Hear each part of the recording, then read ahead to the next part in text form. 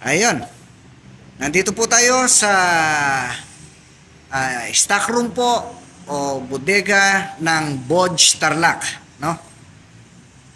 Ipapakita ko po at ipakikilala ko po sa inyo yung bagong SRGT 150 na dating dito sa Tarlac branch po. Ito po yung white po na version ng mga SRGT. SR150 GT natin. Ayan. Lahat po siya, dominant po yung white niya. Ayan po yung pagka-white niya. Oh. May mga glitters po siya pagka tititigan mo siya. Parang hindi ko alam kung metallic white ang tawag dyan o pearl white. Yan. Katulad din po ito nung dating batch. Ang pinagkaiba lang po nito is wala na po siyang Bluetooth. Ayan. Yung stereo niya wala na po. Yung FM wala na po. Pero mas pinaganda yung panel niya. Mamaya po ipapakita ko sa inyo kung anong itsura nung panel niya. No? So ganun din po. Kompleto siya. Meron siyang hazard.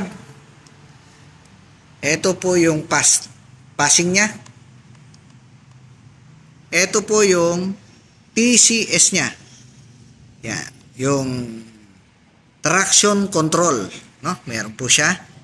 Ito po yung signal light niya, left and right. Ito po yung horn niya. Yan. Dito naman po, may switch off siya.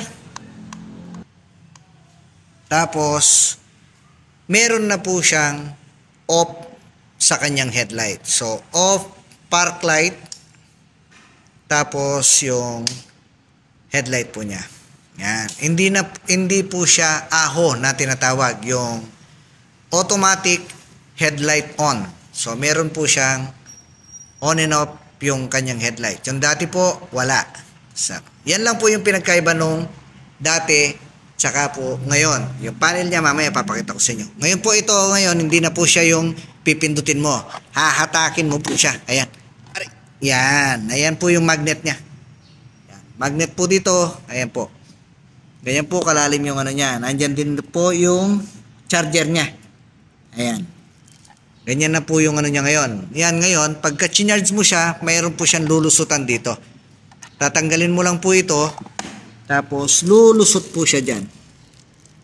Ayan, lulusot po siya dyan para makapag-charge kayo papunta dito kung maglalagay kayo ng cellphone ninyo.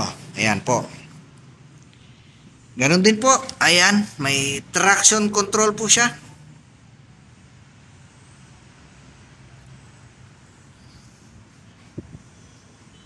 Ayan, may running light po siya. May ABS po. Ayan. LED headlight. Ayan, ano na rin po yung step board niya. Pwede kang ma-relax yung paa mo dito ng long ride. So, mas convenienteng pagpapakarga.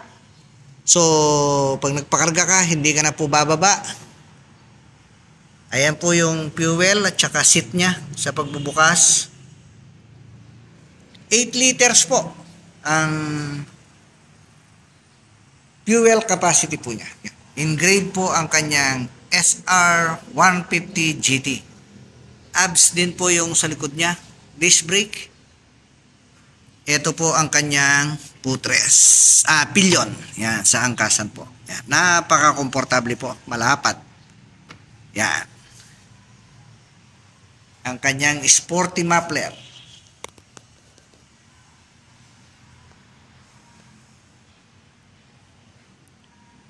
Yan po. Meron na po siyang rack. Lalagyan ng box po niya. Hindi mo na bibili niyan. Ayan po ang kanyang tail light. Kasama na din po yung flasher na nandyan. Yan. Dual shock po siya sa likod. Ayan po yung mudguard niya hanggang dito. No? So, napaka-secured po ng kanyang engine dyan kasi hindi na siya mapapasukan ng dumi. Kung meron man, konti-konti na lang po. Yan. Yan po, ganyan ang pagkaputi niya. Ayun, eto po. Okay.